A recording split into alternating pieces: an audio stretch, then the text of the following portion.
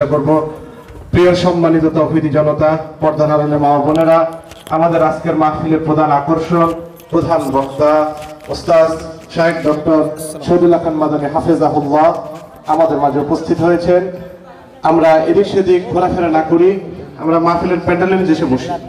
আমাদের মাহফিলের প্রধান বক্তা উপস্থিত, আমরা এদিক সেদিক ঘোরাফেরা না করি, আমরা এখানে উপস্থিত প্যান্ডেলে এসে উপস্থিত হই। আমি মনে করি আমাদের হাজীপুরের জন্য এটা একটি সৌভাগ্য যে দুজন বড় বিজ্ঞ আলেম আমাদের এই অত্র অঞ্চলে এসেছেন।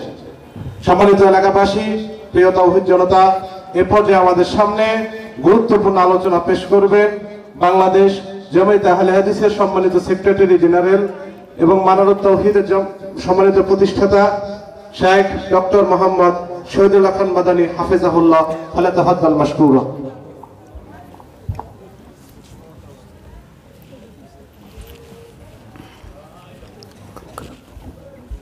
একটু পিছায়,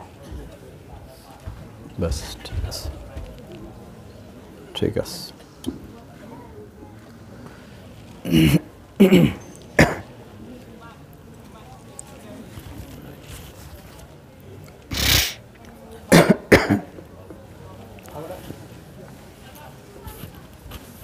এখনো দেখতে পাচ্ছি প্যান্ডেলের আশেপাশে অনেকে দাঁড়িয়ে আছেন। সম্মানিত ভাইয়েরা, আমরা দাঁড়িয়ে না থাকি, আমরা বসে যাই। এখনই আমাদের প্রধান আলোচক আলোচনা শুরু করবেন। সকলের কাছে বিনীত অনুরোধ, ভলেন্টিয়ার ভাইদের কাছে অনুরোধ, ভাইদেরকে সম্মানের সাথে বসাই দেন। আমরা ঘোরাফেরা না করি, প্যান্ডেলের নিচে বসে যাই।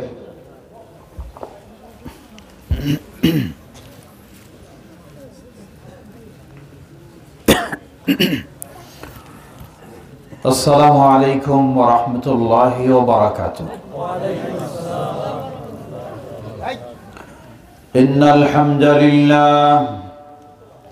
ইন্নাল হামদালিল্লাহি নাহমাদুহু ওয়া নাস্তাঈনুহু ওয়া নাস্তাগফিরুহ ওয়া নাউযু বিল্লাহি মিন শুরুরি আনফুসিনা ওয়া মিন সাইয়্যাতি আ'মালিনা। ومن يهده الله فلا مضل له ومن يضلل فلا هادي له وأشهد أن لا إله إلا الله وحده لا شريك له وأشهد أن محمدًا عبده ورسوله.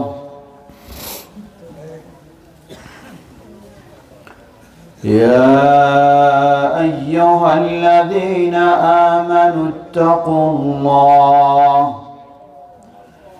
يا أيها الذين آمنوا اتقوا الله حق تقاته ولا تموتن إلا وأنتم مسلمون.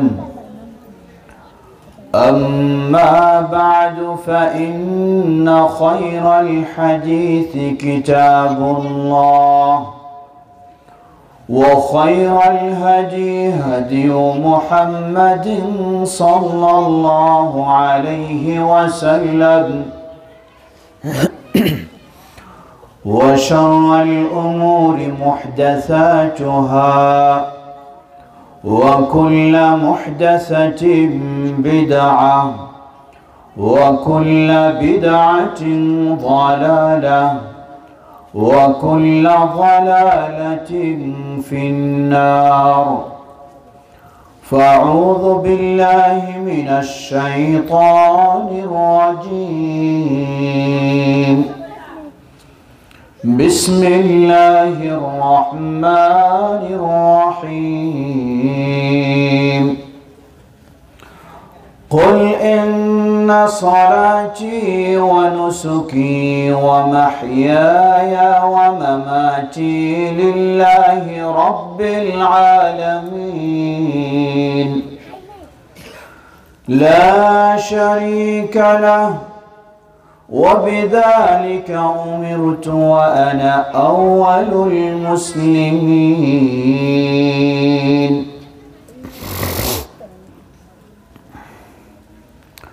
وصح عن النبي صلى الله عليه وسلم أنه قال قال الله تبارك وتعالى يا ابن آدم لو أتيتني بقراب الأرض خطايا ولم تشرك بي شيئا لأتيتك بقرابها مغفرة رواه أصحاب السنن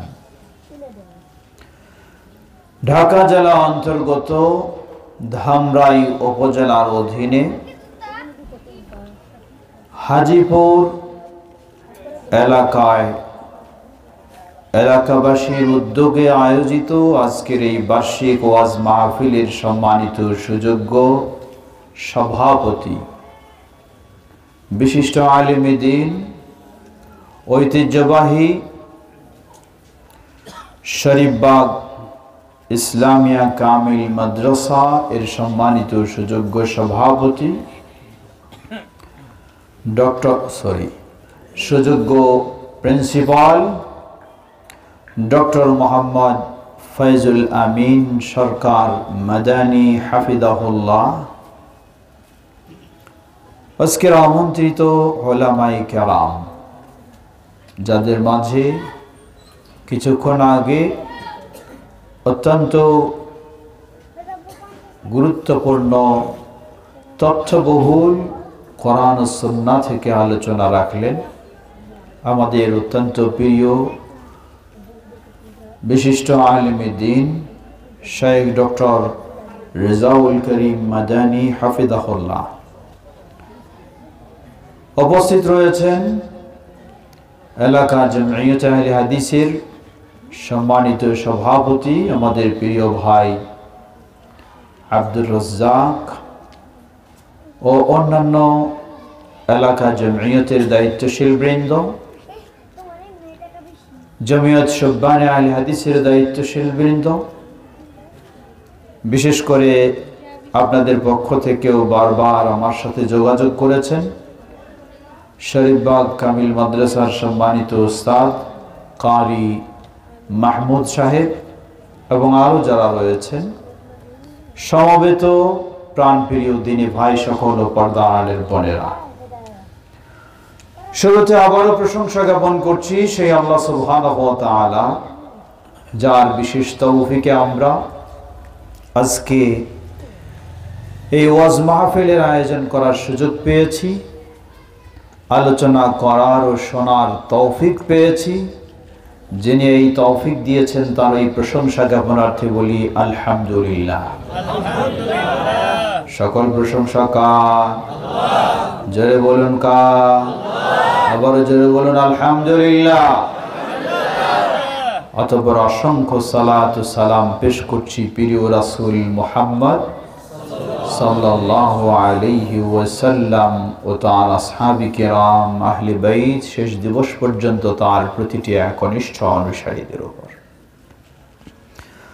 বক্তব্য দীর্ঘক্ষণ শুনেছেন, আমি মনে করি যে বক্তব্যগুলি শুনেছেন আজকের রাতের জন্য এগুলি যথেষ্ট। প্রয়োজন এখন সেগুলিকে আমাদের জীবনে বাস্তবায়ন করা। করব তো ইনশাআল্লাহ।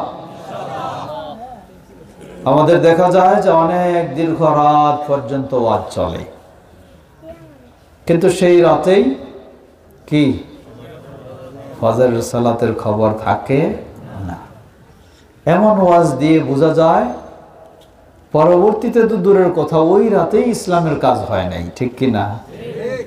সুতরাং আজকের একটা দিক আমার কাছে ভালো লাগছে যে আমরা হয়তো খুব বেশি নয়, রাত 12টার আগেই হয়তো ইনশাআল্লাহ আমরা শেষ করে ফজরের জন্য প্রস্তুতি নিতে পারবো ইনশাআল্লাহ। আল্লাহ আমাদের সকলকে এভাবেই আমরা যেন দিনের আলোচনাও শুনতে পারি, আবার দিন মেনেও চলতে পারি। আল্লাহ আমাদের সকলকে সে তৌফিক দান করুন। একটু সবাইকে অনুরোধ জানাবো, পিছনে কেউ কেউ দাঁড়িয়ে আছেন, হয়তো জায়গা হচ্ছে না, একটু সামনের দিকে এগিয়ে আসুন, ফাঁকাগুলিকে একটু পূরণ করে নিন। নড়াচড়া করে বসলে মনোযোগটা একটু পুনর্জাগরণ হবে। একটু এগিয়ে আসুন, সবাই একটু এগিয়ে আসুন।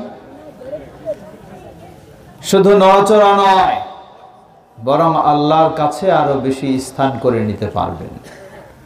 আল্লাহ রাসূল সাল্লাল্লাহু আলাইহি ওয়াসাল্লাম বললেন, হাদিস সহিহুল বুখারী, যেখানে কোরআন এবং সুন্নাহর আলোচনা হয়, যারা বক্তা আলোচকের কাছে গিয়ে বসার চেষ্টা করে, আল্লাহ রাসূল সাল্লাল্লাহু আলাইহি ওয়াসাল্লাম বললেন, তাদের প্রতিদান হলো আল্লাহ সুবহানাহু ওয়া তাআলাও তাদেরকে আল্লাহর কাছে স্থান দান করবেন। সুবহানাল্লাহ। সুতরাং দূরে থাকা বোকামি না চালাকি? হ্যাঁ, আমাদের জিনিসগুলি সবই উল্টা। এজন্য কিছু মানুষ মনে করে দূরে থাকা চালাকি। কেমনে চালাকি? একটু পরে কি করবে? হ্যাঁ, একটু পরে চুপচাপে পালাতে পারবে। এটি আসলে চালাকি নয়, এটা কি? এটাই হলো বড় বোকামি। কেউ মিথ্যা বলে কিছু নিতে পারবে, এটার নাম কি? এটার নামই বলে চালাকি না। সমাজের কথা বলছি, আমাদের সমাজের অবস্থাটা। কেউ কাউকে ধোঁকা দিতে পারবে, কেউ কারোর সাথে প্রতারণা করতে পারবে, কেউ দুই নাম্বারই করতে পারবে। এই লোকটা কি অনেক চালাক? আসলে সে অনেক চালাক। কারণটা কি? সে তাড়াতাড়ি জাহান্নামে যাওয়ার চেষ্টা করে, ঠিক না? হ্যাঁ, জাহান্নামে যাওয়ার চালাক, জান্নাতে যাওয়ার চালাক নয়। জান্নাতে যাওয়ার চালাক হলে প্রয়োজনে সততার উপরে অটল থেকে ধৈর্যের পরিচয় দেবে, কষ্ট স্বীকার করবে। সেই হলো প্রকৃত চালাক, যে কিসে যেতে পারে? জান্নাতে ইনশাআল্লাহ। আল্লাহ আমাদের সকলকে জান্নাতে যাওয়ার মতো চালাক হওয়ার তৌফিক দান করুন। আল্লাহর কাছে স্থান নিতে চান না আপনারা? না, তাহলে কেন এখনো দূরে আছেন? মসজিদের সামনে ফাঁকাগুলি পড়ে আছে। এটা তো বলার পরে বিলম্ব হওয়ার কথা না। সামনে এগিয়ে আসুন। ওই কোনা জটলা বেঁধে আছেন, এখানে খালি আছে। এমনকি সভাপতি মহোদয় এখানে, ওনার সামনে খালি রেখে দিয়েছেন আপনারা। হ্যাঁ, এগিয়ে আসুন সামনে। এইখানেই যদি ওয়াজ শুনে না মানার চেষ্টা করেন, তাহলে পরে তো আরো কিছুই মানবেন না। তাহলে এই ওয়াজের দরকার কি? প্রিয় ভাই আমার, আপনাদের এখানে লেখা আছে, হাজীপুর এলাকাবাসীর উদ্যোগে। এই বাচ্চা দুটাকে সরাই দাও, সরাই দাও, আলাদা সরাই দিকে। হ্যাঁ, দুইজনকে দুই দিকে দাও। লেখা আছে আপনাদের এখানে, হাজীপুর এলাকাবাসীর উদ্যোগে। কোনো সন্দেহ নাই, সবারই চেষ্টায় প্রচেষ্টায়। কিন্তু শুনলাম যতটুকু আমি, আপনাদের বৃদ্ধরাই এটা আয়োজন করেছে, ঠিক না? হ্যাঁ, কারা? যুবকেরা। মাশাআল্লাহ, যুবকেরা আয়োজন করেছে, বৃদ্ধরা সহযোগিতা দিয়েছে। বলুন আলহামদুলিল্লাহ। এভাবেই সবাই মিলে এগিয়ে যেতে হবে ইনশাআল্লাহ। যেহেতু যুবকেরা আয়োজন করেছে, যুবকদেরকে আমি কয়েক দিক থেকে ধন্যবাদ জানাবো। প্রথম ধন্যবাদ, তারা গান বাজনা, খেল তামাশার আয়োজন করে নাই, এটি প্রথম ধন্যবাদ। দ্বিতীয় ধন্যবাদ, সভাপতি থেকে বক্তা পর্যন্ত সবাইকে তারা চয়ন করেছে এমন ব্যক্তি যারা কেচ্ছা কাহিনী শোনায় মানুষের সময় নষ্ট করে না। এই জন্য যুবকদেরকে আরো বিশেষ ধন্যবাদ। তৃতীয় ধন্যবাদ, শুধু ধন্যবাদ নয়, যুবকেরা, তোমাদের জন্য সুসংবাদ। কিয়ামতের কঠিন বিভীষিকাময় দিনে, যেদিন মানুষের মাথার সন্নিকটে সূর্য এসে যাবে, সূর্যের তাপে শরীরের ঘাম বের হয়ে কারো পায়ের গোড়ালি পর্যন্ত, কারো হাঁটু পর্যন্ত, কারো মাজা পর্যন্ত, কারো বুক পর্যন্ত, কারো গলা পর্যন্ত, এমনকি কেউ ঘামে সাঁতরাতে থাকবে। সেই ভয়াবহ বিভীষিকাময় দিনে আল্লাহ সুবহানাহু ওয়া তাআলা আল্লাহর আরশের ছায়াতলে 7 শ্রেণীকে স্থান দান করবেন। বলুন সুবহানাল্লাহ। সেই 7 শ্রেণীর মাঝে এক শ্রেণী হলো শাবুন নাশা ফি ইবাদাতিল্লাহ। ওই যুবক, যেই যুবক তার যৌবন কালটাকে আল্লাহর আনুগত্য, আল্লাহর ইবাদতের মধ্য দিয়ে অতিবাহিত করেছে। বলুন সুবহানাল্লাহ। যেখানে যুবকরা আজকে গান বাজনা অশ্লীলতায় লিপ্ত, সেখানে আমাদের যুবকেরা কোরআন সুন্নাহর আলোচনার ব্যবস্থা করেছে। নিশ্চয়ই এটি আল্লাহর আনুগত্যের মধ্যেই তারা রয়েছে। অতএব যুবকেরা, তোমাদের জন্য সুসংবাদ, শুধু আজকে একদিন মাহফিল করেই হয়ে যাবে না, বরং আজকে যেমন তোমরা মাহফিল করেছো, দিনের পথে চলার চেষ্টা করেছো, আল্লাহকে স্মরণ করেছো, আল্লাহর আনুগত্যের পথে চলার চেষ্টা করেছো, এভাবেই যদি তোমাদের যৌবনকালটাকে অতিবাহিত করতে পারো আল্লাহর সন্তুষ্টির মধ্য দিয়ে, আল্লাহর পথে, আল্লাহর দিনের পথে, অশ্লীলতা নয়, অন্যায়ের দিকে নয়, খারাপ কাজে নয়, বেহায়াপনায় নয়, তাহলে তোমাদের জন্য সুসংবাদ, ওই কিয়ামতের বিভীষিকাময় দিনে আল্লাহর আরশের ছায়াতলে তোমাদের এই স্থান হবে ইনশাআল্লাহ। আল্লাহ আমাদের যুবকদের জন্য কবুল করে নিন, বলুন আল্লাহুম্মা আমিন। যুবকেরা, ঠিক সেই কিয়ামতের কঠিন ভয়াবহ দিনে তোমাদের জন্য আরো সুসংবাদ, যদি তোমরা আরো কিছু বৈশিষ্ট্য অর্জন করতে পারো। একজন সুন্দরী নারী, সম্ভ্রান্ত পরিবারের মেয়ে, বৃদ্ধ মানুষকে তার দিকে ডাকবে না যুবককে ডাকবে? হ্যাঁ, যুবককে ডাকবে। যুবকেরা, তোমরা কি ওয়াজ করতেছো না শুনতেছো? কারো কথা বলা চলবে না। আল্লাহ রাসূল সাল্লাল্লাহু আলাইহি ওয়াসাল্লাম বললেন, ওই সেই আরশের ছায়াতলে যাদের স্থান হবে, 7 শ্রেণীর মাঝে আরেক শ্রেণী হলো এমন ব্যক্তি, যেই ব্যক্তিকে কোন সম্ভ্রান্ত সুশ্রী নারী অবৈধ কাজের দিকে আহ্বান জানায়, কিন্তু ওই ব্যক্তি ওই সুশ্রী সম্ভ্রান্ত পরিবারের নারীকে জবাব দেয়, ইন্নী আখাফুল্লাহ। তুমি হতে পারো সম্ভ্রান্ত পরিবারের মেয়ে, হতে পারে সবচেয়ে সুন্দরী, হতে পারে তোমার আরো বহু বৈশিষ্ট্য রয়েছে, কিন্তু তুমি আমাকে যে অবৈধ কাজের দিকে আহ্বান জানাচ্ছ, জেনে রাখো আমি আল্লাহকে ভয় করি। কাকে ভয় করি? তোমার মতো নারীর ডাকে সাড়া দিতে পারি না। যেই যুবক এভাবে ওই নারীর ডাককে প্রত্যাখ্যান করবে, আল্লাহ রাসূল সাল্লাল্লাহু আলাইহি ওয়াসাল্লাম বললেন, কিয়ামতের কঠিন বিভীষিকাময় দিনে এই যুবকের এই স্থান হবে আল্লাহ সুবহানাহু ওয়া তাআলার আরশের ছায়াতলে। বলুন সুবহানাল্লাহ। বলতেই হয়, যুবকেরা, শুধু যুবকেরা না, সবাই, বিশেষ করে যুবকেরা চতুর্মুখী ফিতনার সম্মুখীন, তাই না? চতুর্মুখী ফিতনার সম্মুখীন। কিছু ফিতনা দূরে, কিছু ফিতনা কাছে। কাছে মানে কি?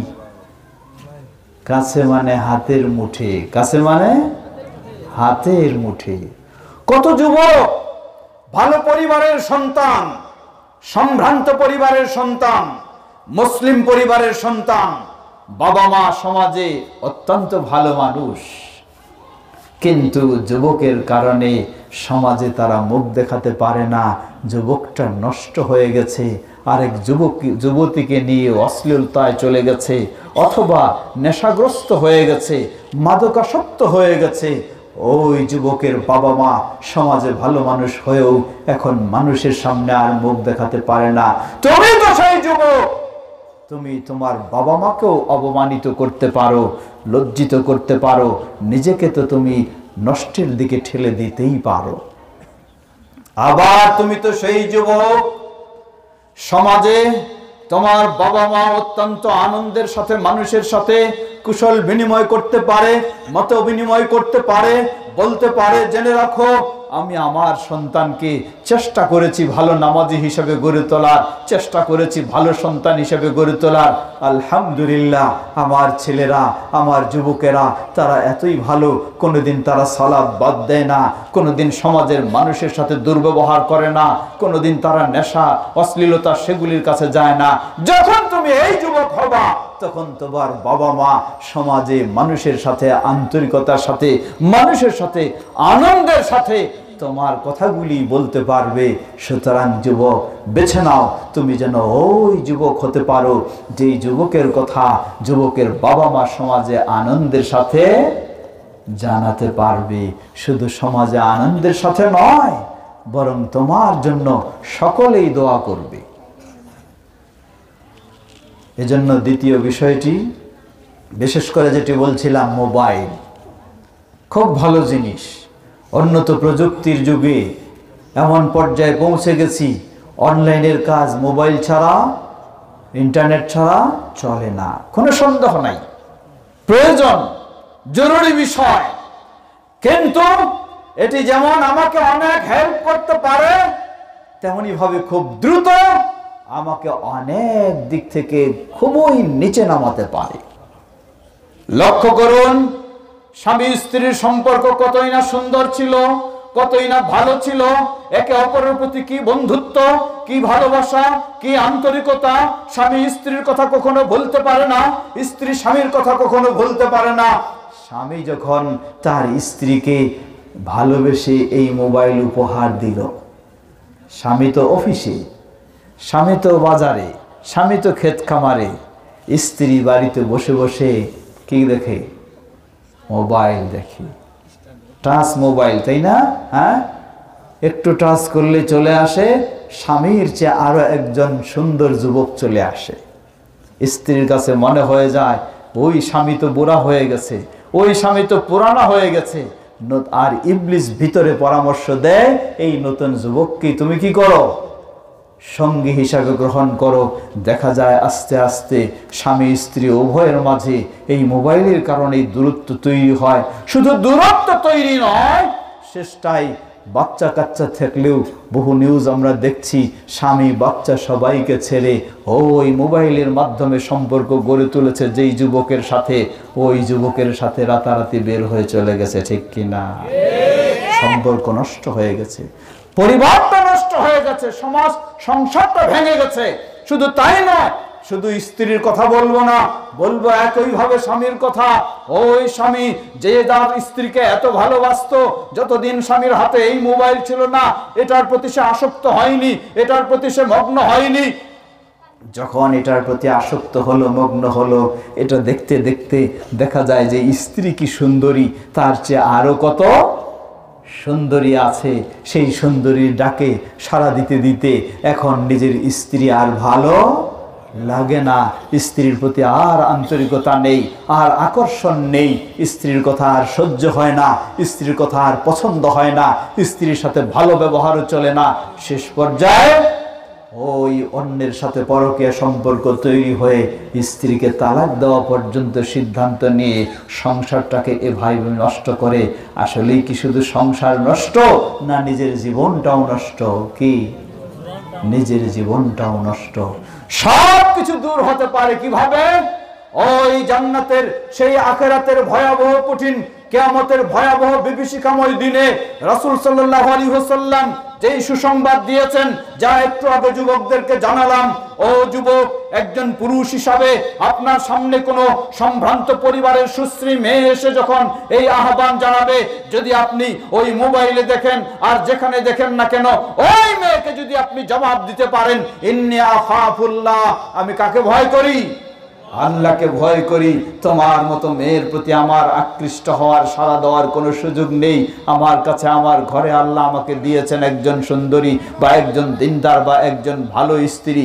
এই বলে আপনি যখন সাড়া দিবেন ওই মেয়েকে, অথবা একজন পুরুষ যখন ওই অন্য একজন স্বামী, একজন স্ত্রী যখন অন্য পুরুষকে এভাবে সাড়া দিবে, ওই ব্যক্তিদের জন্য কিয়ামতের কঠিন বিভীষিকাময় দিনে সুসংবাদ হলো, তাদের স্থানেই হবে আল্লাহ সুবহানাহু ওয়া তাআলার আরশের ছায়াতলে। বলুন সুবহানাল্লাহ। দুনিয়ার জীবনটা আসলেই অনেক ধৈর্যের বিষয়, অনেক পরীক্ষার বিষয়। তৃতীয় সুসংবাদ যুবকদের জন্য, সবারই জন্য, বিশেষ করে যুবকদের জন্য। যুবকেরা যারা তোমরা এই মাহফিলের আয়োজন করেছ, তোমাদেরকে আরেকটু স্মরণ করে দিতে চাই, তোমাদেরকে আরেকটু সুসংবাদ জানাতে চাই। তোমরা নিশ্চয়ই মাহফিলকে ভালোবেসেছ, দিনকে ভালোবেসেছ, দিনের প্রতি তোমাদের অগ্রসর দেখা গেছে। যদি আরেকটু তুমি অগ্রসর হতে পারো, তাহলে তোমার জন্য ওই কিয়ামতের কঠিন বিভীষিকাময় দিনে আরো তোমার জন্য অত্যন্ত পুরস্কার। আল্লাহ রাসূল সাল্লাল্লাহু আলাইহি ওয়াসাল্লাম বললেন, যেই 7 শ্রেণীর মানুষ সেখানে আরশের ছায়াতলে স্থান পাবে, তাদের মধ্যে একজন হলো ওয়ারাজুলুন কলবুহু মুআল্লাকুন বিল মাসাজিদ। বর্তমান আমাদের হৃদয়টা ঝুলে আছে কোথায়? মোবাইলে। এর মানে মোবাইল নিয়ে বসে আছি, জরুরি কোনো কাজ আসছে, কোনো মতো সেটা শেষ করে ভিতরে খালি টান, কখন কোথায় যাব, আবার মোবাইল নিয়ে বসবো। আল্লাহ রাসূল সাল্লাল্লাহু আলাইহি ওয়াসাল্লাম বললেন, জেনে রাখুন, এমন কোন ব্যক্তি যার হৃদয়টা ঝুলন্ত হয়ে থাকবে কিসের সাথে? মসজিদের সাথে। ওই ব্যক্তিকে কিয়ামতের কঠিন বিভীষিকাময় দিনে আল্লাহ সুবহানাহু ওয়া তাআলা ওই ভয়াবহ পরিস্থিতিতে আল্লাহর আরশের ছায়াতলে স্থান দান করবেন। বলুন সুবহানাল্লাহ। কোন ব্যক্তি জোহরের আজান হলো, সব ব্যস্ততা বাদ দিয়ে তিনি মসজিদে গেলেন, সালাত আদায় করলেন। মসজিদের সাথে এতই তার হৃদ্যতা, মসজিদের সাথে এতই তার বন্ধুত্ব, মসজিদের সাথে এতই তার আকর্ষণ, মসজিদের প্রতি এতই তার মায়া, মসজিদ থেকে বের হতে চায় না, কিন্তু প্রয়োজনে রুজি রোজগারে বা কাজের জন্য বের হয়। কিন্তু বের হলেও হৃদয়, শরীরটা বের হয়েছে কিন্তু হৃদয়টা বের হয়নি। হৃদয়টা লেগে আছে এখনো মসজিদের সাথে। মনটা বলছে কখন আমি আসরের আজান শুনবো, আবার সেই মসজিদের দিকে দৌড়াবো। আল্লাহ রাসূল সাল্লাল্লাহু আলাইহি ওয়াসাল্লাম বললেন, ওই ব্যক্তি আবার আসরের সময় আজান শুনে মসজিদে দৌড়াবে, সালাত আদায় করবে, সালাত আদায় করে আবার তার প্রয়োজনের জন্য বাইরে বের হয়ে আসবে, কিন্তু তার হৃদয় এখনো যেন মসজিদের সাথে লেগে রয়েছে। আবার আসর পরে বের হবে, আবার ফিরে যাবে, মাগরিবের আজান হবে, মসজিদের দিকে দৌড়াবে। যেই মুসলিম ব্যক্তির হৃদয়টা মসজিদের সাথে এভাবে সম্পৃক্ত হয়ে থাকবে, যুবক, তোমার মতো যুবকের জন্য কিয়ামতের কঠিন বিভীষিকাময় দিনে সুসংবাদ। আল্লাহ রাসূল সাল্লাল্লাহু আলাইহি ওয়াসাল্লাম বলেছেন, তোমার স্থানই হলো ওই আল্লাহ সুবহানাহু ওয়া তাআলার আরশের ছায়াতলে। বলুন সুবহানাল্লাহ। আল্লাহ আমাদের যুবকদেরকে সে পথে কবুল করে নিন। আল্লাহ আমাদের যুবকদেরকে জান্নাতের যুবক বানিয়ে দিন। প্রিয় ভাইরা আমার, সুসংবাদ আপনাদেরকেও জানাতে পারি, আপনাদেরকেও জানাতে চাই। এই যুবকরা কারা? এই যুবকেরা তো হলো আপনাদের এই যুবক, ঠিক কিনা? বাইরের নয়, আপনাদেরই। আপনার এই ছেলে অথবা আপনার ভাতিজা অথবা আপনার ভাই। সুতরাং যুবকদেরকে যেমন সুসংবাদ জানাই, ধন্যবাদ জানাই, ধন্যবাদ জানাই আপনাদেরকেও। এটি দায়িত্ব হলো প্রতিটি মুসলিম বাবা মার। আল্লাহ রাসূল সাল্লাল্লাহু আলাইহি ওয়াসাল্লাম বললেন, কুল্লু মাউলুদিন ইউলাদু আলাল ফিতরা ফাআবাওয়াহু ইউহাউইদানি আও ইউনাসসিরানি আও ইউমাজ্জিসানি। প্রতিটি শিশু সন্তান ইসলামী আদর্শের উপরেই জন্ম লাভ করে। মানে হিন্দুর ঘরে হলেও ইসলামী আদর্শের উপরে, খ্রিস্টানের ঘরে হলেও ইসলামী আদর্শের উপরে, বৌদ্ধের ঘরে হলেও ইসলামী আদর্শের উপরে। বলবেন এটা আমার কেমন কথা, হিন্দুর ঘরে জন্ম নেবে আবার ইসলামী আদর্শের উপরে? জবাব, দুনিয়াতে আসার আগেই আমরা সবাই যখন রূহ জগতে ছিলাম, আল্লাহ সুবহানাহু ওয়া তাআলা আমাদের কাছে স্বীকৃতি নিয়েছেন। আল্লাহ বলেছেন, আলাস্তু বিরাব্বিকুম, আমি কি তোমাদের রব নই? রূহ জগতে যে পরিবারেই আসুক না কেন, সবাই স্বীকৃতি দিয়েছিল, হ্যাঁ আপনি আমাদের রব। রূহ জগতে সবাই আমরা আল্লাহর প্রতি বিশ্বাসী ছিলাম। ওই বিশ্বাসের উপরে, ওই ঈমানের উপরে পৃথিবীতে আগমন ঘটে। সুতরাং হিন্দুর ঘরে জন্ম নিলেও সেও ওই ঈমানের উপরে জন্ম লাভ করে। রাসূল সাল্লাল্লাহু আলাইহি সাল্লাম তাই বললেন, কুল্লু মাউলুদিন ইউলাদু আলাল ফিতরা, প্রতিটি শিশু সন্তান এই ইসলামী স্বভাবের উপরে, আদর্শের উপরে জন্ম লাভ করে। ফা আবাওয়াহু ইউহাউইদানি, অতঃপর তার বাবা মা এই মুসলিম সন্তানটাকে ইহুদি বানায় ফেলে। আউ ইউনাসসিরানি, অথবা বাবা মা মুসলিম সন্তানটাকে খ্রিস্টান বানায় ফেলে। আউ ইউমাজ্জিসানি, অথবা বাবা মা এই মুসলিম সন্তানটাকে অগ্নিপূজক বানায় ফেলে। কিন্তু আজকে আফসোসের সাথে বলতে হয়, মুসলিম সন্তান আমাদের ঘরেও রয়েছে, আল্লাহ সুবহানাহু ওয়া তাআলা আমাদেরকে দিয়েছেন, কিন্তু আমরা সেই সন্তানকে আজকে ইহুদি, তার ঘরে যে জন্ম নেয় ইহুদির বাবা মা সেই সন্তানকে ইহুদি বানায়, খ্রিস্টান বাবা মা সন্তানকে খ্রিস্টানে বানায়, বৌদ্ধ বাবা মা সন্তানকে মুসলিম বানায়, নাকি হিন্দু বাবা মা সন্তানকে কি বানায়? হিন্দুই বানায়। কিন্তু সবারই ক্ষেত্রে লাইন মতো ঠিক রয়েছে, লাইন মতো ঠিক নাই। মুসলিম বাবা মা যেন অধিকাংশ জনই সন্তানকে মুসলিম সন্তান বানায় না, ঠিক কিনা? মুসলিম বাবা মা হয়েও আজকে সন্তানকে যখন খ্রিস্টানের মতো বানায়, ওই সন্তানেই যখন বড় হয় তখন বলে, আমি তো এখন বড় হয়েছি, তোমরা তোমাদের বাবা মার এই ঘরে জায়গা নেই, তোমাদেরকে যেতে হবে কোথায়? বৃদ্ধাশ্রমে, কারণ তোমরা তো আমাকে সেভাবেই বানিয়েছ, আমি যেন তোমাদেরকে ঘর থেকে বের করে দেই।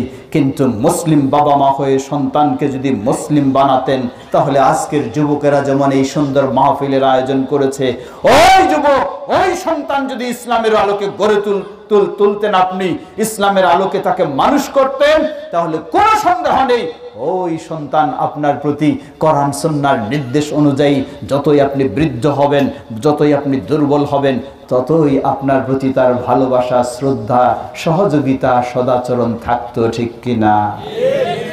আজকে বাবা মা হিসাবে আমাদের বুক ভরা আশা, আমার কলিজার টুকরা সন্তান যেন আমার জন্য আল্লাহর কাছে দুহাত তুলে বলে, রব্বির হামহুমা কামা রব্বায়ানি সগীরা।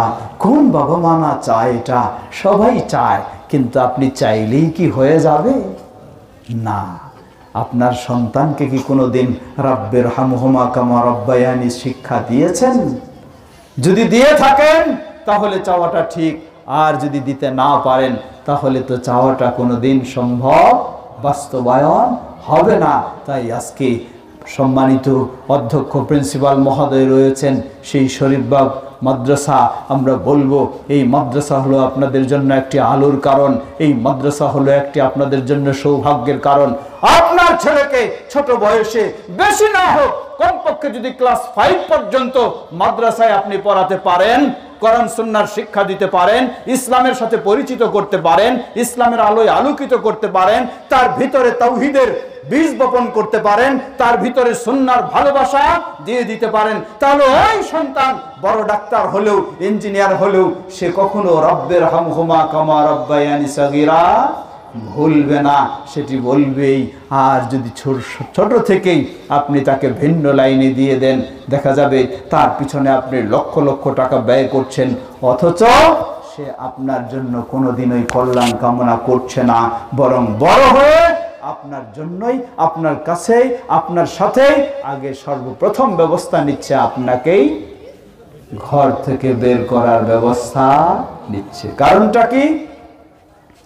মুসলিম হয়ে সন্তানকে মুসলিমের মতো গড়ে তুলি নাই। আল্লাহ রাসূল সাল্লাল্লাহু আলাইহি ওয়াসাল্লাম বললেন, মুরু আওলাদাকুম বিসসালাতি ওয়া হুম আবনাউ সাবঈন, তোমাদের কলিজার টুকরা সন্তানেরা তাদের বয়স যখন 7 বছর হবে তোমরা তাদেরকে সালাতের নির্দেশ দাও। ওয়াদরিবুহুম আলাইহা ওয়া হুম আবনাউ 10, বয়স যখন 10 বছর হবে তখনও যদি সে সালাতের গাফেল হয়ে থাকে, তাহলে তোমরা শাসনের ব্যবস্থা নাও, শাসন করো, সালাতের প্রতি যেন সে মনোযোগী হয়। কোনো সন্দেহ নাই, আমরা নিশ্চিতভাবে বলতে পারি, যেই বাবা মা সন্তানকে এভাবে 10 বছর পর্যন্ত গুরুত্ব দিয়ে সালাতের প্রতি মনোযোগ করে তুলেছে, সেই সন্তান অবশ্যই ওই বাবা মার প্রতি সদাচরণ করবে, এতে কোনো সন্দেহ নেই। ওই সন্তান কখনো নেশাগ্রস্ত হতে পারে না, ওই সন্তান কখনো সমাজের মানুষের সাথে দুর্ব্যবহার করতে পারে না, ওই সন্তান কখনো দেশেরও কোনো ক্ষতি করতে পারে না। তাই একদিক থেকে যুবকদেরকে যেমন আমরা উদ্বুদ্ধ করব, উৎসাহিত করব, অপরদিকে প্রতিটি বাবা মাকেও আমরা স্মরণ করে দিব, আপনি সৌভাগ্যবান, আপনার সন্তান পৃথিবীতে বহু সম্পদের মালিক হতে পারে, কিন্তু মালিক হতে পারে এমনকি আপনার সন্তান যদি দেশের প্রেসিডেন্ট হয়ে থাকে, কিন্তু সেই সন্তান আল্লাহকে চিনে না, টানবাম চিনে না, হালাল হারাম চিনে না, ওই সন্তান আপনার দুনিয়ার জীবনে ও আখিরাতে কোনো কাজে আসতে পারে না। বরং যেই সন্তান আপনার জন্য বলবে রব্বির হামহুমা কামা রব্বায়ানি সাগীরা, সে বড় পদে নাও যেতে পারে, অনেক সম্পদের মালিক নাও হতে পারে, সেই আপনার জন্য কাজে আসবে। কারণ আল্লাহ রাসূল সাল্লাল্লাহু আলাইহি ওয়াসাল্লাম বলেন, ইযা মাতাল ইনসানু ইনকাতা আনহু আমালু ইল্লা মিন সালাসাতিন সাদকাতিন জারিয়াতিন আও ইলমিন ইউনতাফা বিহি আও ওয়ালাদিন সালিহিন ইয়াদউ লাহ। আপনি প্রতিদিন সালাত আদায় করেন, সওয়াব পান, সিয়াম পালন করেন, সওয়াব পান, তেলাওয়াত করেন, সওয়াব পান, কিন্তু যেদিন আপনার পৃথিবী থেকে বিদায় ঘটে যাবে, সালাতের সওয়াব বন্ধ, সিয়ামের সওয়াব বন্ধ, যাকাতের সওয়াব বন্ধ, তেলাওয়াতের সওয়াব বন্ধ। এই হাদিসে আল্লাহ রাসূল সাল্লাল্লাহু আলাইহি ওয়াসাল্লাম বললেন, 3টি কাজ এমন রয়েছে জীবদ্দশায় যদি করে থাকেন, তাহলে মৃত্যু হলেও তার সওয়াব কোনোদিন বন্ধ হবে না। সেই 3টির মধ্যে একটি হলো আও ওয়ালাদিন সালিহিন ইয়াদউ লাহ।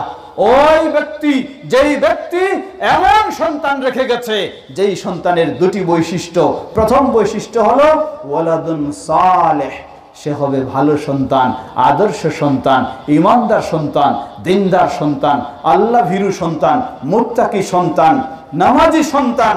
দ্বিতীয় বৈশিষ্ট্য হলো ইয়াদউ লাহ, বাবা মার জন্য সে সব সময় দোয়া করবে। কোনো আনুষ্ঠানিকতা নয়, কোরআন খতম নয়, অন্য কিছু নয়। যদি সন্তান সৎ হয়, নেককার হয়, দিনদার হয়, তাহলে ওই সন্তান উঠতে বসতে চলতে ফিরতে প্রতিটি মুহূর্তে যেন তার বাবা মার জন্য সে আল্লাহর কাছে আবেদন জানাবে, রব্বির হামহুমা কামা রব্বায়ানি সাগীরা। সত্যি আপনি সৌভাগ্যবান বাবা, সৌভাগ্যবান মা, যখন আপনার সন্তানকে আপনি এভাবে গড়ে তোলার চেষ্টা করেছেন। আল্লাহ আমাদের সকলকে সে তৌফিক দান করুন, বলুন আল্লাহুম্মা। প্রিয় ভাইরা আমার, পর্দার আড়ালের মা বোনেরাও রয়েছেন, একটু মা বোনদের বিষয়ে কিছু আলোকপাত করতে চাই। আমাদের এই মাহফিলগুলিতে পুরুষ বেশি না মহিলা বেশি? এইদিকে ব্যবস্থা নাকি বোঝা যায় নাকি? হ্যাঁ, কোন দিকে মহিলাদের ব্যবস্থা বোঝা যায়? হ্যাঁ, কিসে বোঝা যায়? পর্দা দিয়ে বোঝা যায় না খালি, আর পর্দা তো এই দিকেও আছে, এই দিকেও আছে। কি আছে? আরবিতে একটা প্রবাদ বলা হয়, আল বারাতু তাদুল্লু আলাল বাঈর, অর্থাৎ হলো উটের গোবর দিয়ে বোঝা যায় যে উট কোন দিকে গেছে। হ্যাঁ, এর মানে কি? আওয়াজে বোঝা যায় কোন দিকে আছে, আওয়াজে বোঝা যায় কোন দিকে আছে, বোঝা যায় পাশেই আছে। পর্দার আড়ালের মা বোনদেরকে একটু স্মরণ করে দিতে চাই, রাত অনেক গভীর হয়ে গেছে। এই শীতের মধ্যে কষ্ট করে এখানে এসেছেন, ওয়াজ শুনছেন, না কি করছেন আল্লাহই ভালো জানেন। যদি না শোনার ইচ্ছা থাকে তাহলে আপনি ঘরে গিয়ে ঘুমাবেন, এটি আপনার জন্য অনেক আনন্দের বিষয়, অনেক উপকারের বিষয়। কিন্তু এখানে বসে আপনি গল্প করবেন আর অন্যের ওয়াজ শোনাও বাধা দেবেন, নিজে ওয়াজ শুনবেন না, তাহলে সব তো দূরের কথা, এখান থেকে আপনাকে নিয়ে যেতে হবে কি? গুনাহ নিয়ে যেতে হবে। সহিহুল বুখারীর হাদিসে এসেছে, আল্লাহ রাসূল সাল্লাল্লাহু আলাইহি ওয়াসাল্লাম বললেন, তিনি বললেন যে আমাকে জাহান্নাম দেখানো হলো, আমি দেখলাম জাহান্নামে অধিকাংশই জাহান্নামীরা হলো পুরুষ। হ্যাঁ, কি মাশাআল্লাহ, খুব সচেতন আছেন দেখা যায়। পুরুষ না, না কারা? নারী, অধিকাংশই নারী। মনে রাখবেন পর্দার মা বোনেরা, রাসূল সাল্লাল্লাহু আলাইহি ওয়াসাল্লাম বললেন, সহিহুল বুখারীর হাদিস, আমাকে জাহান্নাম দেখানো হলো, দেখলাম অধিকাংশ জাহান্নামী তারা হলো নারী। এর অর্থ এই নয় আমরা আপনাদেরকে তুচ্ছ তাচ্ছিল্য করছি, জাহান্নামী বলে তিরস্কার করছি, তা নয়, বরং একটু স্মরণ করে দিতে চাচ্ছি কেন জাহান্নামী হবে, কারণটা কি, কি অপরাধ। একজন মহিলা সাহাবী প্রশ্ন করে বসলেন, বললেন, হে আল্লাহর রাসূল সাল্লাল্লাহু আলাইহি ওয়াসাল্লাম, মেয়েরা অধিকাংশই জাহান্নামে, তার অপরাধটা কি, কারণটা কি? রাসূল সাল্লাল্লাহু আলাইহি ওয়াসাল্লাম কিছু অপরাধের কথা বললেন, তার মাঝে একটি বললেন, ইয়াকফুরনাল আশির, তাদের অপরাধ হলো তারা স্বামীর সাথে খুব ভালো ব্যবহার করে। নাকি? হ্যাঁ, ইয়াকফুরনাল আশির, স্বামীর প্রতি খুবই অকৃতজ্ঞ। কেমন অকৃতজ্ঞ? আল্লাহ রাসূল সাল্লাল্লাহু আলাইহি ওয়াসাল্লাম ব্যাখ্যা করে দিলেন, বললেন, জেনে রাখো, তুমি যদি তোমার স্ত্রীকে গোটাটা জীবন যা চাইছে তাই দিয়ে আসো, একদিন যদি দিতে না পারো, বলে ফেলবে তোমার কাছে জীবনে কিছু পাইলাম না, জীবনে কিছু পাইলাম না। এই অকৃতজ্ঞ, এই ধরনের অপরাধের কারণে আল্লাহ রাসূল সাল্লাল্লাহু আলাইহি ওয়াসাল্লাম বললেন, নারীরা অধিকাংশই হলো কোথায়, বা জাহান্নামী অধিকাংশই হলো নারী। পর্দার আড়ালের মা বোনেরা, স্মরণ করে দিতে চাচ্ছি, যেমন আপনাকে সতর্ক হতে হবে, তেমন আপনাকে সুসংবাদও জানাতে চাই। শুধু জাহান্নামের কথাই বলতে চাই না, জান্নাতের কথাও আপনাকে সুসংবাদ জানাতে চাই। প্রশ্ন, জাহান্নামে তো বুঝলাম নারীরাই বেশি, এখন বলুন তো জান্নাতে পুরুষ বেশি না নারী বেশি? এইবার জাহান্নামে যদি নারী বেশি হয়, তাহলে তো জান্নাতে পুরুষ বেশি হবে নাকি? একটা বেশি থাকতে হবে। জাহান্নামেও নারী বেশি, মাহফিলেও নারী বেশি, তাহলে মিল কেমনে হইল? এই মাহফিলে আসলে কি জাহান্নামে যেতে হবে নাকি? তাহলে মিলটা কেমনে হইল? জবাব, মেলের কারণ আছে। পুরুষেরা মাহফিলে আসে ওয়াজ শোনার জন্য, আর মেয়েরা মাহফিলে আসে ওয়াজ করার জন্য। তারা বসে বসে খালি ওয়াজই করে, গল্পই শোনায়। এই 10 মিনিট সময় পাইলে 30 বছরের গল্প শুরু করে দেয়। কার স্বামী কেমন, হ্যাঁ, কার কাপড় কেমন, কার রান্না কেমন, কার কি খাওয়া দাওয়া, কার শাশুড়ি কেমন, এই সব কিছু নিয়েই ব্যস্ত থাকে, মাহফিলের ওয়াজও শোনে না। যার কারণে কি, ওয়াজে বেশি হলেও আবার কথায় বেশি, জাহান্নামে বেশি। পর্দার মা বোনেরা, আপনাদেরকে তুচ্ছ করছি না, ছোট করছি না, আপনারা শুধু জাহান্নামে বেশি নন, আপনারা জান্নাতেও বেশি। বলুন সুবহানাল্লাহ। বলে কেমনে? সহিহ হাদিসে এসেছে, আল্লাহ রাসূল সাল্লাল্লাহু আলাইহি ওয়াসাল্লাম বলেন, লিকুল্লি রাজুলিন মিন আহলিল জান্নাতি যাওজাতান, প্রতিটি জান্নাতি পুরুষের জন্য, হুর তো থাকবেই, হুর বাদ দিয়েই প্রতিটি জান্নাতি পুরুষের জন্য 2জন করে স্ত্রী থাকবে। বলুন সুবহানাল্লাহ। প্রতিটি জান্নাতি পুরুষের জন্য 2জন স্ত্রী, মানে কি? উদাহরণস্বরূপ যদি বলি 1 লক্ষ মানুষ জান্নাতি, তাহলে কয় লক্ষ নারী, কয় লক্ষ? 2 লক্ষ। বলুন সুবহানাল্লাহ। 2 লক্ষ মানে কি? আল্লাহ রাসূল সাল্লাল্লাহু আলাইহি ওয়াসাল্লাম বললেন, জাহান্নাম দেখানো হলো অধিকাংশ, বলেন নাই কি দ্বিগুণ? বলেছেন নাকি? পুরুষের চেয়ে দ্বিগুণ নারী বলেছেন না, অধিকাংশ মানে তুলনামূলক কি, পুরুষের চেয়ে নারীর সংখ্যা বেশি। কিন্তু জান্নাতের বর্ণনা পাচ্ছি, জান্নাতে তুলনামূলক পুরুষের চেয়ে নারী বেশি নয়, বরং পুরুষ যতজন তার দ্বিগুণ হলো নারী। বলুন সুবহানাল্লাহ। পুরুষ যতজন তার দ্বিগুণ হলো নারী। পর্দার আড়ালের মা বোনেরা, সুতরাং সুসংবাদ নিয়ে যান, নিজের জীবনটাকে সেভাবে গড়ার চেষ্টা করুন যাতে আপনি জান্নাতকে নিশ্চিত করে নিতে পারেন। কেনই হবে না জান্নাতে পুরুষের চেয়ে নারীরা দ্বিগুণ? কারণ পুরুষের চেয়ে জান্নাতে যাওয়াটা সহজ কার জন্য? নারীর জন্য। একজন পুরুষকে অনেক দায়িত্ব দেওয়া হয়েছে, কিন্তু একজন নারীর অত দায়িত্ব নেই, খালি দেশ চালাতে পারলেই চলবে। হ্যাঁ, লা হাওলা ওয়ালা কুওয়াতা ইল্লা বিল্লাহ। পরিবারই চালাইতে পারে না, আর দেশ চালা নিয়ে দেশের মধ্যে আগুন জ্বালাইতে চায়, ঠিক না? আল্লাহ আমাদেরকে রক্ষা করেছেন, বলুন আলহামদুলিল্লাহ। আল্লাহ এই দেশকে আরো হেফাজত করুন, ওই ফিতনা থেকে আল্লাহ রক্ষা করুন, যেন ইসলামের পথে চলতে পারি আল্লাহ সেই তৌফিক দান করুন। আল্লাহ সকল ভিতরের ও বাইরের ষড়যন্ত্র থেকে এই দেশকে আল্লাহ হেফাজত করুন। কোরআন এবং সুন্নাহর আলোকে, তাওহীদ ও সুন্নাহর আলোকে যেন আমরা এই দেশে চলতে পারি, সেই পরিবেশ আল্লাহ আমাদেরকে দান করুন। ফিরে আসি, ইসলাম নারীদের জন্য খুবই সহজ করে দিয়েছে। সুপ্রসিদ্ধ হাদিস, আল্লাহ রাসূল সাল্লাল্লাহু আলাইহি ওয়াসাল্লাম বললেন, আইয়ু ইমরাআতিন সাল্লাত খামসাহা, কোন মুসলিম নারী যদি দিনরাত 24 ঘন্টায় কয় ওয়াক্ত? 5 ওয়াক্ত সালাত আদায় করে, তবে যেই রাত্রে ওয়াজ শুনবে ওই রাত্রে ফজর না পড়লেও চলবে। হ্যাঁ, চলবে? পুরুষদেরও তো চলবে। মনে রাখবেন, এখন সুন্দরভাবে ওয়াজ শুনতেছেন, সবাই মুমিনের পরিচয় দিচ্ছি। ফজরে যদি খোঁজে না পাওয়া যায়, কিসের পরিচয়? আল্লাহ রাসূল সাল্লাল্লাহু আলাইহি ওয়াসাল্লাম বললেন, আফকালুস সালাওয়াতি আলাল মুনাফিকিন সালাতুল ইশা ওয়া সালাতুল ফজর।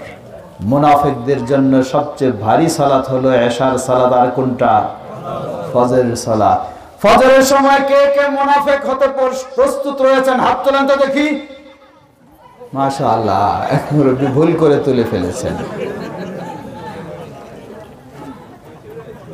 এবার জানতে চাই, ফজরের সময় কে কে মুমিন থাকতে প্রস্তুত আছেন? এবার হাত তোলেন তো দেখি। মাশাআল্লাহ, আল্লাহ আমাদের হাত কবুল করে নিন। শুধু আজকের ফজর নয়, গোটা জীবন যেন 5 ওয়াক্ত সালাত আদায় করতে পারি, আল্লাহ তৌফিক দান করুন। যেভাবে এই মাহফিলে সমবেত হয়েছি, এভাবেই যেন জান্নাতুল ফেরদাউসে আল্লাহ সমবেত হতে পারে, আল্লাহ কবুল করে নিন। হাত নামান। প্রিয় ভাইরা, পর্দার আড়ালের মা বোনেরা শুনবেন, জান্নাতে যখন জান্নাতীরা যাবে, জান্নাতে সব ধরনের নিয়ামত পাবে। সব নিয়ামত পাওয়ার পরেও হৃদয় ভরবে না, একটু যেন বাকি আছে, আরেকটু কিছু অবশিষ্ট আছে। সেটি কি? জান্নাতীরা স্বচক্ষে আল্লাহ সুবহানাহু ওয়া তাআলাকে জান্নাতে দেখার সৌভাগ্য লাভ করবে। বলেন সুবহানাল্লাহ। আল্লাহ আমাদেরকে তাদের মধ্যে কবুল করে নিন।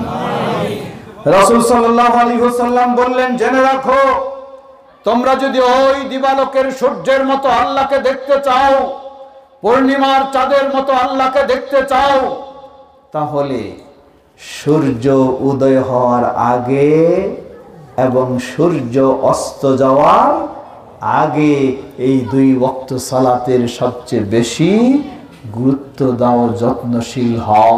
সূর্য উদয় হওয়ার আগে মানে কি? সূর্য উদয় হওয়ার আগে মানে ফজর। সূর্য উঠার আগে হলো ফজর, আর সূর্য ডুবার আগে আসর। এর মানে এই 2 ওয়াক্ত হলেই চলবে না।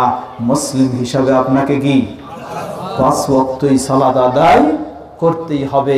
আমরা যেন সকলেই 5 ওয়াক্ত সালাত আদায় করতে পারি সঠিকভাবে, আল্লাহ তৌফিক দান করুন। আল্লাহ রাসূল সাল্লাল্লাহু আলাইহি ওয়াসাল্লাম বললেন, কোন মুসলিম নারী যদি দিনরাত 24 ঘন্টায় 5 ওয়াক্ত সালাত আদায় করে, তবে মনে রাখতে হবে সালাত আদায় করবেন কিভাবে? স্বামী যেমন আদায় করে তেমন ভাবে, নাকি? না, নারী হন আর পুরুষ হন, সকলকে সালাত আদায় করতে হবে। সহিহুল বুখারীর হাদিস 631 নম্বর, আল্লাহ রাসূল সাল্লাল্লাহু আলাইহি ওয়াসাল্লাম বললেন, সাল্লু কামা রাআইতুমুনি উসাল্লি, তোমরা সালাত আদায় করো ঠিক সেভাবে যেভাবে তোমরা আমাকে সালাত আদায় করতে দেখেছো।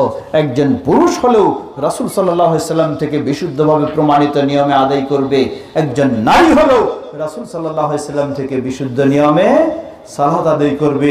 নারী ও পুরুষের মাঝে মৌলিক বিষয়গুলির ক্ষেত্রে কিছু পার্থক্য রয়েছে, কিন্তু উঠা বসা, রুকু সেজদা, হাত বাঁধা, হাত তোলা, এই সবগুলি সহিহ হাদিসের আলোকে নারী পুরুষের মাঝে কোনো পার্থক্য নেই। সমাজে আজকে বিভিন্নভাবে নারীদেরকে সালাত শিক্ষা দেওয়া হয়, এমনকি মাদ্রাসা স্কুলের পাঠ্য বই পুস্তকের মধ্যে ছবি সহ শিক্ষা দেওয়া হচ্ছে। একজন মেয়ে মানুষ সেজদা দেবে, হাত পাগুলি সব মাটিতে ফেলে দিয়ে শুয়ে সেজদা দেবে। এইভাবে যদি সালাত আদায় হয়, যেটি কোনো সহিভাবে প্রমাণিত নয়, তাহলে আপনার সালাতটি সঠিক হবে না। আল্লাহ রাসূল সাল্লাল্লাহু আলাইহি ওয়াসাল্লামের নিয়ম অনুযায়ী একজন পুরুষ যেমন 7 অঙ্গের উপরে সেজদা দেবে, একজন নারীও ঠিক তেমন 7 অঙ্গের উপরে সেজদা দিবে। একজন পুরুষ যেমন রুকুর সময় মাজা, পিঠ এবং মাথা সমান করবে, একজন নারীও সেভাবে সমান করে রুকু করবে, কুজু হয়ে রুকু করবে না। ঠিক একইভাবে হাত বাঁধা, হাত তোলা, সব কিছুই হলো কি রাসূল সাল্লাল্লাহু আলাইহি ওয়াসাল্লাম থেকে সহিহ হাদিসের আলোকে নারী পুরুষের নিয়ম এক, কোনো পার্থক্য নেই।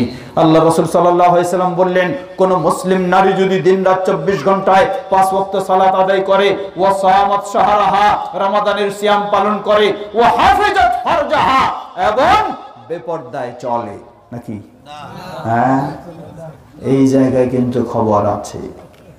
আহলুল হাদিস হলে পর্দা না করলেও চলবে। জোরে তো আমিন বলি, জান্নাত পাওয়াই যাবে। হ্যাঁ, মনে রাখবেন, এখানে গাফেল হওয়ার কোনো সুযোগ নেই, এখানে গাফেল হওয়ার কোনো সুযোগ নেই। আমরা এই ক্ষেত্রে অনেক দুর্বল, এত দুর্বল বলার অপেক্ষা রাখে না। পর্দা নিয়ে কোনো চিন্তাই নেই আমাদের, কোনো মাথা ব্যথাই নেই আমাদের। অনেক সময় কি বলে ফেলি, ওয়াজ করেন করেন সবকিছুই, 2টা করা যাবে না। কয়টা? 2টা। কি? একটা হলো পর্দা, বলতেছে, আর একটা সুদ। না, একটা হলো পর্দা, আর একটা কি? একটা হলো পর্দা, আর একটা হলো জর্দা। একটা হলো পর্দা, আর একটা হলো জর্দা। এর মানে বেপর্দার বিরুদ্ধে কথা বলা যাবে না, জর্দার বিরুদ্ধে কথা বলা যাবে না। জর্দাও যেমন মজা, বেপর্দাও তেমন মজা। আর দুটাই হবে সাজা। হ্যাঁ, দুটাই হলো সাজা। বেপর্দা যেমন হারাম, জর্দা, বিড়ি, সিগারেট, গুল, তামাক সব কি? সব হারাম। কোরআন সুন্নাহর অসংখ্য দলিল, জর্দা, তামাক, গুল, সিগারেট, বিড়ি সব হারাম, সব হারাম। আমাদের বর্ধমানী সাহেব খুব সুন্দর বুঝাইতেন। তিনি বলতেন যে এই যে গাছটা, বলেন তো এই গাছটা কি গরু খায়? কয় না।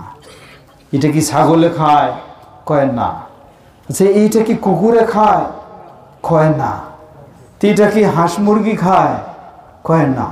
এটা কি চিকায়, ইঁদুর চিকায় খায়? কয় না। বিড়াল শিরগালে খায়? কয় না। পোকামাকড়ও খায়? কয় না। তাহলে কিভাবে খাইতে পারে এটা মানুষ? লা হাওলা ওয়ালা কুওয়াতা ইল্লা বিল্লাহ। আল্লাহ মানুষকে এত বিবেক বুদ্ধি দিলেন, এত জ্ঞান গরিমা দিলেন, এত সম্মান দিলেন, যেই গাছটা কুকুর পর্যন্ত খায় না, গরু ছাগলও খায় না, এই গাছটা কিভাবে এই মানুষ খেতে পারে? কিসের গাছ এটা? এটাই হলো তামাকের গাছ, এটাই হলো জর্দার গাছ, এটাই হলো, এই জায়গা থেকেই সবকিছু বের হয়। ইসলাম বলে, কোরআন সুন্নাহর অসংখ্য দলিলের আলোকে, এটি কখনো মানুষের জন্য হালাল হতে পারে না। এটি ক্ষতিকারক ছাড়া কিছুই নেই এর মাঝে। আফসোসের সাথে বলতে হয়, কিছু আলেম ওলামা ছোট্ট করে বলে থাকে, দেখবেন যে মাশাআল্লাহ ভুঁড়িটা তো মনে হয় কি 10 মাস হয়ে গেছে। হ্যাঁ, বিশাল ভুঁড়ি, আর 2 সাইড দিয়ে খালি বাইর হইতেছে কি? হ্যাঁ, লাল লাল বাইর হইতেছে। মুখে যত শাহজাদি আর হারামজাদি সব ঢুকায় ভিতরে। যদি বলেন যে আপনি কেন এটার হুকুম কি, তাহলে চুপচাপে কয়টা মাকরু।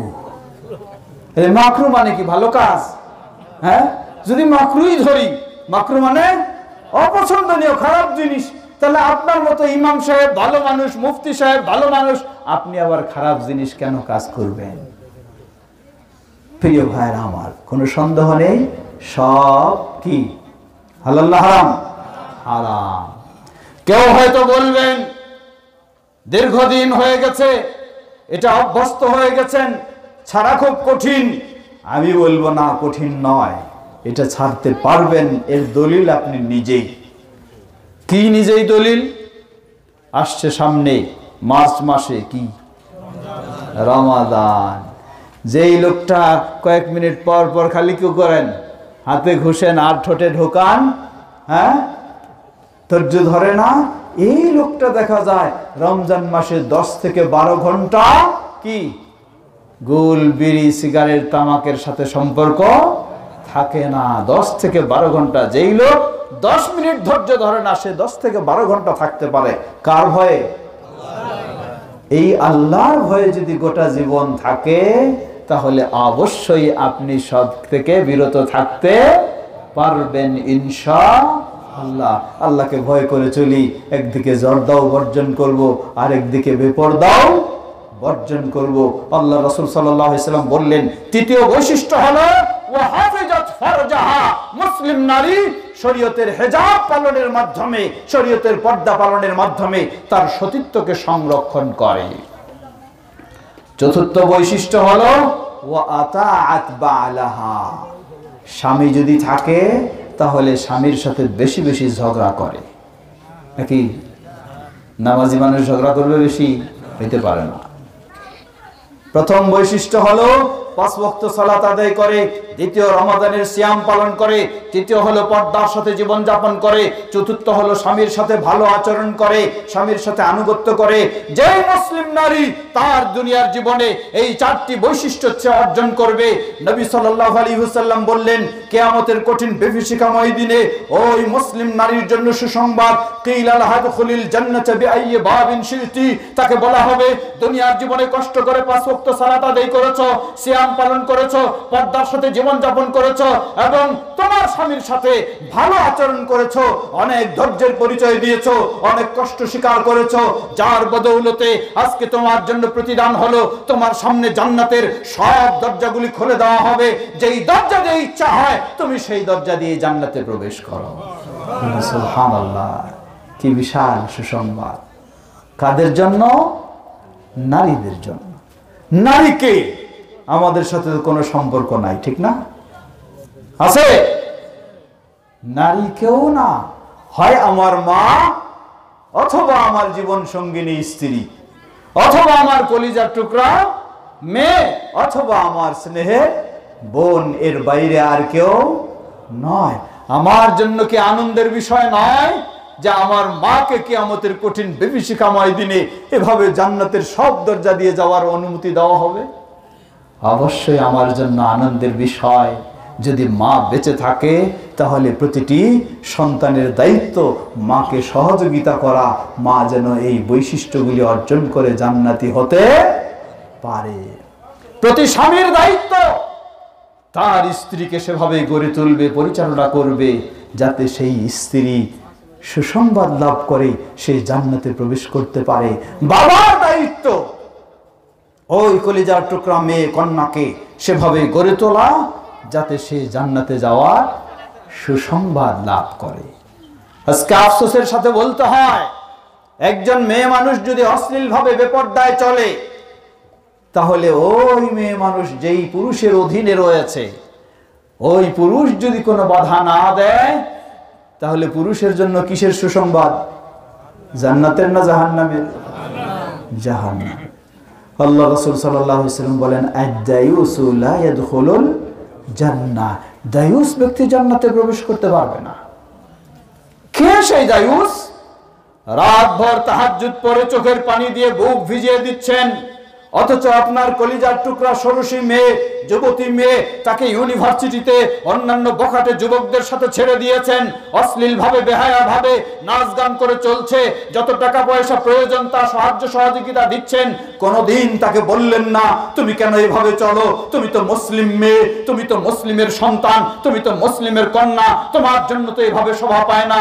কোনদিন তাকে আপনি বাধা দেওয়ার চেষ্টা করলেন না, নিষেধ করলেন না, বরং যা দরকার ওই অশ্লীল ভাবে চলার জন্য সহযোগিতা করে আসলেন। আপনি হলেন সেই ব্যক্তি যিনি ব্যক্তি রাতভর তাহাজ্জুদ পড়লেও আপনার জন্য জান্নাত আপনার নিষিদ্ধ হয়ে যাবে। নাউযুবিল্লাহ।